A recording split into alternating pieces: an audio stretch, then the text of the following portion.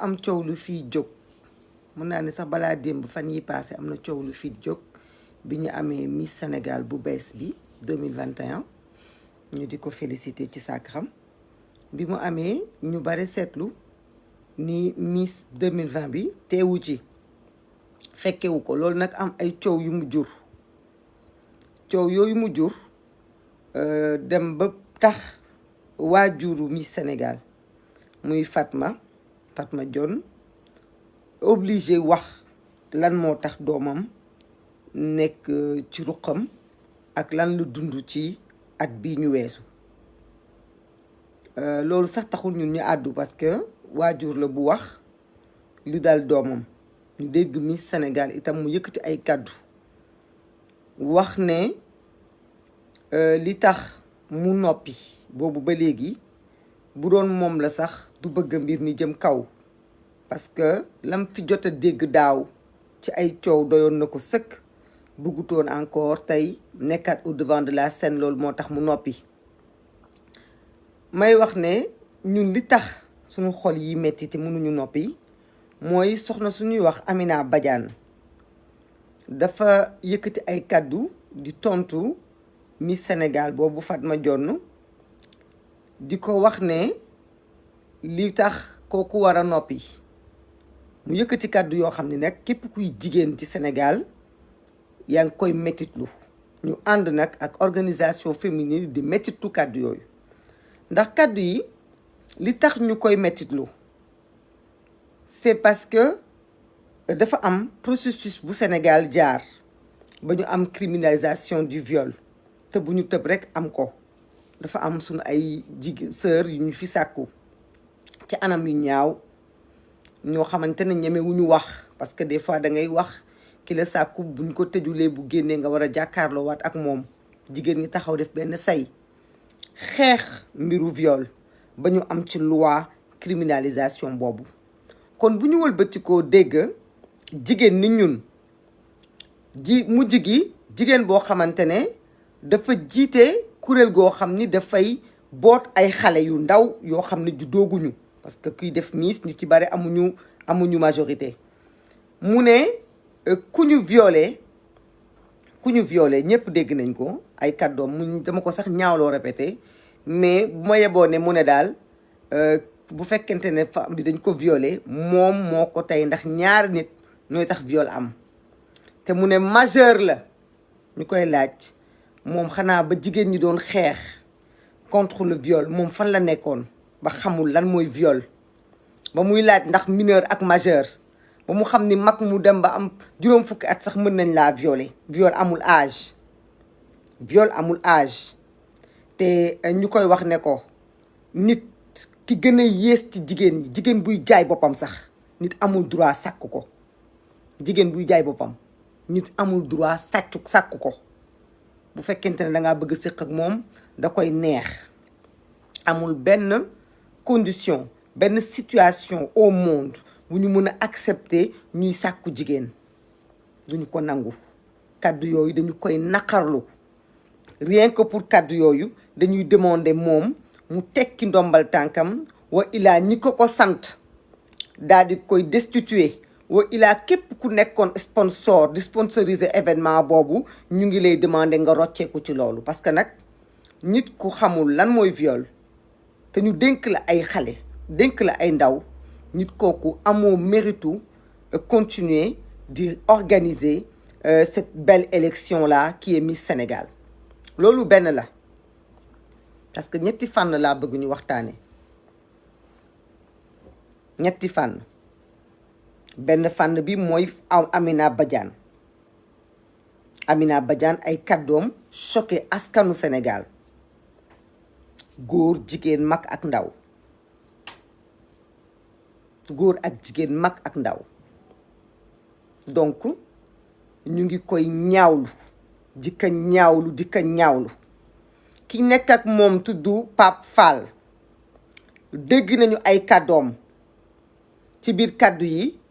fekk si na Fatma li mu wax chargé na sax Amina parce que nee na Amina dafa def erreur dafa def bourde mais ku nekk mën nga def bourde ñu baal la mais burdu bi du ci làmmiñ bi kese, c'est de l'avoir pensé, c'est d'avoir réfléchi à ça, c'est de cautionner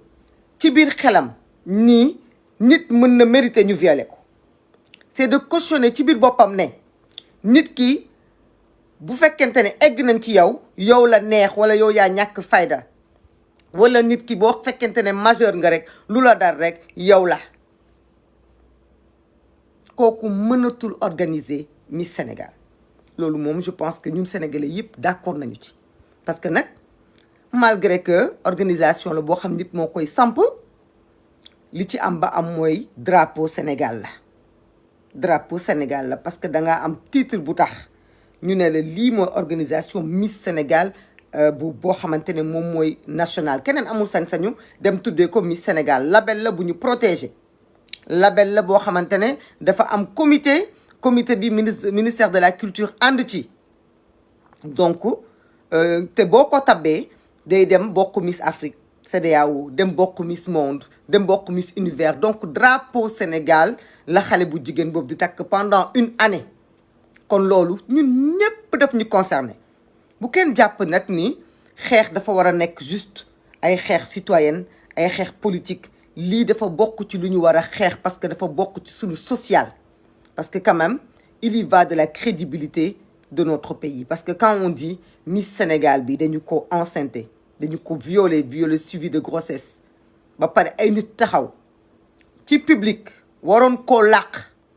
Amina Badiane yow da nga waroon a làq Fatma même su juumee, Fatma même su defee erreur, Fatma même su fekkente ne sax moom moo doxoon ay tànkam ba li dal ko ci, yow da nga ko war a protéger, da nga ko war a suturaal, da nga ko war a boot ci sa ginnaaw. parce que tant que mu ngi nekk Miss Sénégal yore sacre boobu dafa nekk ci sa responsabilité, dafa nekk ci sa responsabilité. en aucun moment waroo jóg di taxaw ci kanamu télé di ko tuutil, di ko ndawal, di ko traité de amul note yu baax, di ko traité dëgër bopp, di ko traité de ñàkk yar. non loolu franchement c'est inacceptable. ñun ñëpp d'accord nañu ci. Ndey Xaar maa ngi lay nuyu Ndey Xaar, ndeysaan Ndey Xaar. après bëgg naa nga indi témoignage, dinaa ñëw ci aspect boobu. Ndey Xaar tu me permets même, maa ngi nuyu Ndey Xaar. Ndey Xaar elle était Miss en 97, moo nekkoon Miss Diourbel. année bi may nekk Miss Kaolack ñu ñëw pour def Miss Sénégal. mu am yu bari yu ci am, mais nag sant yàlla. sama deuxième thème bi war a tax ma ne damay wax, c'est pour donner courage à toutes les filles yu nga xam ni dañu nekk ci genre concours de beauté yooyu. parce que nag gis nga affaire Miss strass et paillettes la, mais am na tamit derrière les rideaux comme on dit yeneen chose yu ci nekk. mais Sénégal dañu gaaw ci tuumaal ay doomu aadama. Sénégal dañu gaaw ci yàq nit, dañu gaaw ci blâmer nit, dañu gaaw ci jeter tout le monde en pâture. il faut que ñu def attention parce que xale yu bare ñu ngi commencé bëgg di wax, xale yu bare ñu ngi commencé di confier wu. dégg nañu Miss Saint-Louis, il paraît que Miss Kolda bëgg mu ngi wax, yeneen Miss dinañu wax. parce que Amina Badiane mu ngi yore organisation bi de 2017 à 2021. de 2017 à 2021. donc avant boobu 1960 ba léegi Sénégal mu ngi organiser ay élection Miss. 1960 sunu première Miss ñu ngi ko am sunu première année d'indépendance. donc affaire élection Miss yàgg na, ñu ngi ciy door a dégg ab coow, ñu ngi ciy door a dégg scandale bu toll nii. waxuma ni mësul am, waxuma ni amutoon, mais dama ni ak nu mu mën ci demee ay jigéen la yu dajaloo. tey jigéen ñu bare ci ñoom ñu ngi sëy, am nañu ay njaboot, ñu ngi toog uuf seen ay doom, ñu ngi toog di sëyal seen ay jëkkër. donc tey du rafet scandale bu mel nii am rek may dégg ay baat ci suuf yoo xam ni dañuy jóg naan waaw affaire élection Miss képp ku ko def, ku ko bàyyi sa doom def ko doo nit ku baax. képp koo xamante ne def nga ko fii nga jaar ak fële nga jaar wax yu ñaaw yoo xam ne nag du encourager fii yi nga xam ne dañuy subir ay viol wala ay attouchement ñu wax. Donc nag suñu bëggee dimbale suñu sœurs yi ñu génn de l'ombre wax lu ñuy dund ñooñu kon ñun nañu fexe ba yenn kàddu yi ñu éviter ko ci suñu débat public bi. Parce que nag ku yeboon ku bëggoon ci àdduna bëgg nga am doom ju taaru bëgg nga am doom ju jekk te affaire Miss du yëfu bon. Man j'encourage toutes les filles yu mës a nekk Miss na ngeen taxaw ngeen am fierté bu leen vaciller bu leen vaciller bu leen rus bu leen xool ne comme am na luñ ci taqal rek bu ngeen ko waxee dañ leen di xoolee neneen. Soyez fiers et soyez droite dans vos bottes. Man Maimouna Bousso mi nga xam ne ci dëkk bi laa juddoo yaroo ci dëkk bi màggee ci dëkk bi kenn mësumaa xam ci lu ñàkk fayda kenn mësumaa fekk ci lu ñàkk fayda. Pourtant def naa élection Miss Sénégal pourtant ñëw naa final nekk au niveau de l'hôtel Méridien Président def fa fukki fan. Samay waajur bàyyi ma ñëw parce que dëkk ba ma dëkkoon waa koñ bi dama leen di romb ñu may tiitaroo di ma ndamoo élection jot ñu ne ma dënga dañu bëgg nga représenté ñu. Loolu moo dal suma ay moroomi moroom yoo xam ni loolu sax xëy na bëgguñu ko woon. Comité bi sax ñoo lay jàngal dox ñoo lay jàngal nooy doxee nooy façon wee nooy defee affaire nga défilé am fierté ni footballeur bi amee fierté représenté sol le drapeau tennisman bi am ko woykat bi am ko keneen ak keneen am ko. Il faut de tout pour faire un monde. Donc ici c'est pas le procès des filles qui ont été Miss, c'est pas le procès des filles yu nekk mannequin, c'est pas le procès de ñi nga xamante ne te yàlla dafa def ñu nekkoon ci loolu. Du procès ñooñu. Le procès c'est le procédé ki nga xamante ne dafa organiser lu toll noonu 2017 ba léegi te ay moroomam yoroon ko balaa boobu te kenn déggu leen ci. Waxuma ni coow amul ndaxte tey am na yoo xam ni duñu ko mën a wax parce que am na ñu fi ne mais am na ñu génn àdduna ci diggante bi. Donc am na lépp duñ ko mën a wax malgré que personnellement man subiruma benn acte boo xamante ne acte physique la mais subir naa yeneen réprimande yoo xam ni moo ma tere sol couronne bi mais je les assume comme ni keneen assumer leneen. Ku nekk ak sa fulla ak sa fayda ngay dundee ba tey. Il faut pas que ñu complexer loo les filles. Il faut pas que coow li bëre ba ñu commencer di accepter ñi nga xamante ne dañu bëgg a làqatu si loolu. Waaw kay lii moom ñëpp xam nañ dafa xaraam. Kenn waxu fi waxu lu xaraam ak lu xaraamul. Affaire du Miss du ñëpp ñoo koy def du ñëpp ñoo ko bëgg a def. Am na ñoo xamante ne sol maillot football sax dañ ko xaraamal. Am na ñoo xamante ne leneen ak leneen bu ñu jaawale combat yi na mbir mi leer. Dafa am jigéen bu wax ne dañu ko sàkku ba mu jëlee ci ëmb mu am lu ko metti ak lu ko neex ak lu ko metti mu dem toog ci ruqam lu tax porté wul plainte loolu moom lañ koy laaj. Lu tax boobu ba léegi mu noppi waxu ko kenn loolu moom lañ koy laaj. Tey bu jógee pour porter plainte dina am ñu ko ci gunge ñun dinañ ko ci gunge organisation féminine yépp dinañ ko ci gunge. Mais avant toute chose dafa nekk Miss yore couronne Sénégal organisation bi yëg ni dafa nekk en état te ñun nag boo nekkee Miss dafa am lu ñu la tere da ngay signer dafa am ay conditions dafa am loo xam ni mën nga ko def am loo xam ni mënoo ko def pendant toute l'année bi ngay nekk Miss ndax moomatuloo sa bopp. wax c'est ba nekk Miss Sénégal moomatuloo sa bopp. Sénégal ngay représenter sa toogaay sa doxalin même sa ay prise de poids lépp dañ la koy contrôler. Su fekkente ne Amina Badiane dangaa organiser élection Miss te amoo possibilité subvenir à tous ces besoins-là, encadrer ces filles-là, tu n'as pas le droit ni la légitimité d'organiser ce concours-là. Parce que dafa am lu mu laaj dafa am lu mu àndal. Dem si yàlla Ambroise Gomis organiser na fi Miss Sénégal pendant combien d'années yow ba nga toogee ba léegi coow kese la mbir mi àndal. Xale yi ku nekk a ngi jooy ku nekk a ngi wax donc il faut que wax ji lu mu gën a gaaw na ci yoon teg loxoom. Nañu xool nañu may courage bu ñu stigmatiser ndaxte ñun lu ñu dugg mu ëpp bu ñu nekk ci réseaux sociaux yi wel saaga di traité xale yi de cagga di leen traité de tous les noms ba tax ku amoon sa dëgg sax nga mujj ko am lu la metti nga noppi parce que da ngay bañ ñu boole la suba ñu taxaw la ci mbedd mi di la tam loolu bu ñu ko defee du ñu am dëgg bi suñu bëggee am dëgg bi il faudrait savoir que c'est pas le procès ici de qui fait Miss qui fait mannequin qui fait danseur qui fait chanteur on ne parle pas de ça tey loolu du procès bi tey procès bi xam nga tey lan la koo xamante ne dafa bokk ci benn organisation bokk ci benn concours yàlla def mu gagné sol sacre bi ak luñ ci mën a wax ba mu gagné mu am lu ko metti parce que Sénégal la représenté sénégalais yi la nekk seen Miss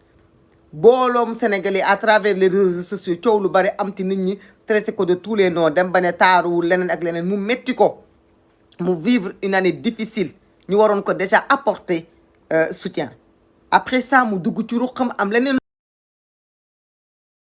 lu ko dal lu mu doon dund loolu nag mu dund ko dans son coin avec dignité selon ses dires parce que fii man nekkuma di wax elle a été violée wala elle a pas été violée parce que loolu du suma rôle amuma ci benn firnde mais sama rôle mooy il est inacceptable que nit di organiser concours yu mel noonu taxaw di wax naan bu fekkente ne viol dafa am moom la neex parce que elle est majeure loolu kenn du ko nangu kenn du nangu loolu te Amina Badiane mënatul organiser suñu ay élections donc xale yi jigéen ñi nga xamante ne j'appelle toutes les Miss Ndey Xaar ndeysaan sama xarit boobu Miss Thiès bi woon ñëpp ñu nekkoon Miss ñu ko nekkoon depuis même avant suñ ay rakk tey ñoo am problème man kenn mësul sax toog ba xalaat ni Maimouna Bousso mës na def affaire Miss wala mës na def affaire mode parce que doxeewu ma ko waxeewu ma ko ndaxte du étiquette bu nit di sol c'est un moment passage dans une vie expérience lay apporter wala quelque chose comme ni ñu nekkee woon ci sunu école yi di def bu ñu nee concours mathématique ñu yóbbu ñu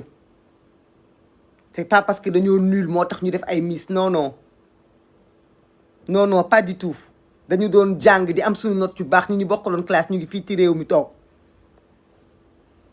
bu nekkoon bu ñu doon def basket dañuy dem nekk ci équipe bu basket yi am ci tamit ay raaye ñu solal ñu sunu ay tenue Pape Moussa Touré mi génn àdduna barki démb moo ma yoroon te CDEPS Ndar bu heure sport jotoon dañ doon def sport am ci résultat yu baax heure jàng bu jotee ñu jàng am ci résultat yu baax heure nag taar nag yàllaa koy maye yàlla moo koy maye xëy na nit ñi ne la defal lii nga def ko mais boo tolloo ci yenn at yi war a sëy da ngay bàyyi loolu yëpp dem sëy toog yor say njaboot mais nag suñu rakk yooyu tey nekk ci difficulté man je vous tends la main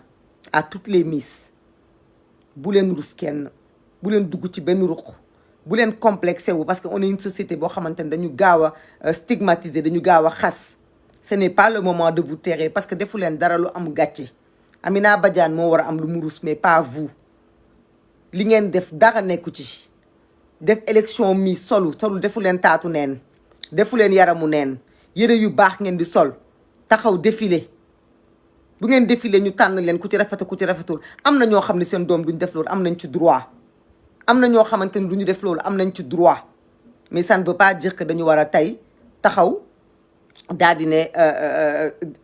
xale yëpp da ngeen a bon wala xale yëpp baaxu leen donc maa ngi encouragé xale yi nga xam ne yëpp dañoo nekk ci élection yooyu jaar nañ ci dans le passé wala jaar nañ ci année yi si vous avez quelque chose à dire bu leen ko dara tax ragal ngeen wax ko bu leen kenn xoqatal parce que nag vous devez être solidaire da ngeen a war a solidaire à Fatma bu fekkente ne am na lu ngeen dund loo xam ni mën na étayer les dires de Fatma c'est le moment de le dire ayez le courage am leen fit génn leen bu leen kenn xoqatal ba ngeen dugg ci seen ruq bañ a wax parce que dëgg bi yéen kese yéen ko mën a génnee parce que de toute façon Amina Badiane du mës a wax dëgg kon nag yéen a war a mën a tey taxaw à commencer même miss bi nga xamante ne moom moo yor sacre bi léegi barki de maa ngi koy ñaan moom ci boppam il n'y a rien à y voir mu ngi door a nekk miss mais lépp lu mu war a def ci activité na ko mettre en stand-by pour solidariser wu sërëm bi nga xamante ne moo nekk ci jafe-jafe na teg lépp ay waajuram nañu ko encadrer mu teg lépp parce que miss ça ne t'amène nulle part nekk miss ak ñàkk nekk miss du la yóbbu fenn c'est juste un titre glorifique qui te fait plaisir xale nga ndaw nga da nga ci toll nga def ko nekk miss tax nga réussir sa njàng tax nga am liggéey du tax nga am lenn lii man maa leen ko wax pour le savoir très très bien xam nañ lan moo nekk ci Miss. Au contraire yeneen problème la lay indil yeneen étiquette la lay indil parce que nit dina jàpp ni diw parce que Miss rek nit ku yomb la diw parce que Miss la war naa ko mën a labat war naa ko mën a waxoo ki ñàkk fayda donc à part des problèmes indilu leen leneen donc Miss boobu elle ne perd rien à tout mettre en stand-by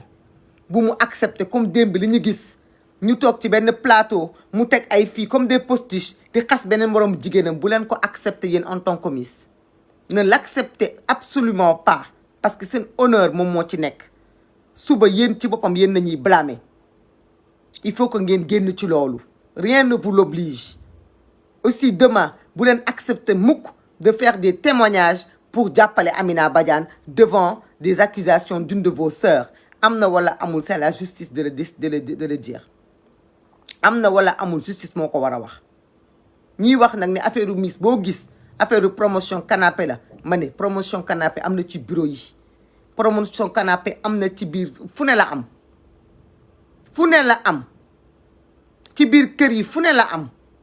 du ci milieu boobu kese la am donc vraiment il faut pas que ngeen diaboliser stigmatiser xale yi ba xale yi du ñu ñeme wax li ñu war a def kay mooy demander des comptes au ministère de la culture parce que moom moo chaperonné affaire Miss yooyu li ñu war a wax kay mooy fexe ba mbir mii ñu bañ ko nëppal bu fekkente ne moom Amina Badiane moomu dafa am ay ñu ko ngemb wala dafa am ñu nekk ci ginnaawam wala dafa am ñoo xamante ne dañu ko dooleel ba mu war a mën a taxaw tey du wax lu ko neex na yoon def liggéeyam su fekkente ne dafa am ay nit moo xam ay particulier moo xam ay privé moo xam ay autorité publique ou quoi que ce soit yoo xam ne seen loxo dafa laale ci affaire xale yii nañu ko leeral ba mu leer loolu nag pour ñu mun ko am il faut xale yi la ñuy may fit ñu génn def seeni témoignage wax seeni jaar-jaar nettali fan la ñu jaaroon sans pour autant que ñu ŋàññi leen xas leen mais bu ku nekk yoree sa ay bant taxaw pour dal ci xale bu wax nga am noo ko étiqueté ñi war a wax duñu wax te su boobaa dëgg du feeñ am na nag ñoo xam ne dañu jàpp ni mbirum mode ak yooyu intéressé wu leen dama ni réew boo ci nekkee pusoo ba ca dëkk ba sax dalay intéressé li ne ci réew mi lépp a war a intéressé nit ñi parce que xam nga lu tax sunu njaboot gi dañoo nekk fii ci biir réew mi te tey fi Sénégal toll am na leneen lu ñu waroon gis ci débat public bi parce que dañoo jëm ci ay élections nit ñi war a inscrire nit ñi war a voter primo votant yi jotaguñ seeni carte électorale bi leerul ñu gis violence bi nga xamante ne moom la autorité yi commencé di ko teg ci ay adversaires politiques ñu gis problème yi nga xamante ne ci lañ nar a jëm dëkk bi metti nit ñi amuñu xëy amuñu gont ñu ne ñu divorce yaa ngi tas kër yaa ngi tas ñu gis xale yi amuñu liggéey feebar yi bari ci dëkk bi li ne ci dëkk bi lu ñu war a lijjanti dafa bëri dafa am solo waruñu cee mën a teg ay problème yu mel nii tey ko di ko ngawti loolu nag pour mu régler c'est très simple yoon mooy jël def liggéeyam nit ñi vaquer à leurs occupations suba ñu dem ci leneen maintenant Amina Badiane moom même su démissionné même suñ ko dàqee elle doit des excuses à tout le Sénégal man personnellement elle me doit des excuses à toutes les femmes parce que amul sañ-sañi taxaw di wax lu mel nii nit ñi di ko dégg ci seen nopp donc au plus vite on n'a pas besoin de gens qui vont essayer de justifier li mu wax lii moo tax mu wax ko lee moo tax mu dara taxul mu wax ko parce que bu ñu la dénkee xale pendant 1 an yow yaa ko war a surveiller yow yaa ko war a surveiller xale bi même su fekkoonte ne tey dafa am lu ko dal waroon na ñëw mën a xam kan moo ko violé Amina Badiane yow yaa waroon porter plainte du Fatma de mais yow yaa waroon porter plainte pour xam kan moo violé Fatma yow yaa waroon encadrer Fatma setal ci sa der setal ci deru organisation bi yépp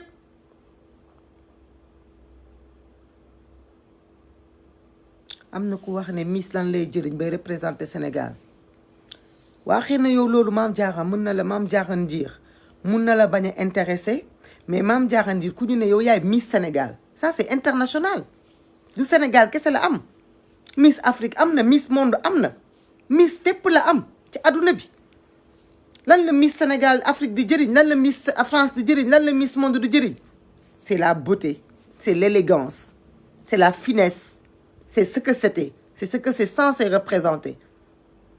comme musique lan lay jëriñ lan la musique di jëriñ am na ñoo xam ne pour ñoom lan la musique di jëriñ concours Scrabble lan lay jëriñ lan moo tax ñu ne diw mii moom moo gën a mën a daw ci Sénégal lan lay jëriñ nit ñi loolu du wax. Il faut arrêter nit ki bu la dara intéressé wul doxal ci li la intéressé mais il faut pas que ngeen di stigmatiser ñi nga xam ne ñoom ñoo ci nekk loolu baaxul dafa yomb ci ñun. man sama wax li tax ma wax loolu moo tax ma wax parce que dama xam ni mbir mi fu mu jëm du yem fa ngeen ne parce que ñun ñoo mel noonu dañuy tëb fii jëm fee nit ku nekk ak li muy def nit ku nekk ak li muy def am na ki nga xamante ne carte xaalis lay def di ci concours ba représenté ci réewam am ku jàpp ni lii dafa ñun fi ñu xale yi ñun ñii ak suñuy moroom bi ñu waree Sénégal dañoo dajale xale yi nga xam ne ñoo gën a taaru ci réew mi jële leen ci dëkk yépp Kolda Fatick Tambacounda Ziguinchor jële leen fu nekk dajale leen ne xale yi ñoo taaru ñu ngi nii loolu c'est normal moo am ay prédateur c'est normal que bët yi bare fa cat bare fa làmmiñ bare fa mais c'est normal itam ñi bon bare fa c'est normal itam ñi bon bare fa éducation am na ci éducation am na ci ndax say waajur buñ la yaree di nga mën a dugg ci yéen yi génn mais dama ni ce n'est pas une raison li dal Fatma bu ko kenn yéene bu kenn wax ne li dal Fatma daf ko dal parce que Fatma dañ ko yarul je ne suis pas d'accord parce que ki ko organisé ci boppam muy Ibrahima Fall boobu yëkkati na ay kaddu ne Fatma macha allah ne Fatma macha allah ku yaru la xale bu gentil la donc ça veut dire que ñàkkul yar kon li ko dal na ko porté wul plainte donc man du ma mën a waxagum ci viol bi ñu ngi xaar bu fekkente ne dafa porté plainte ñu xool nan lañ ci taxawee mais je pense que organisation féminine duñ ko ci seetaan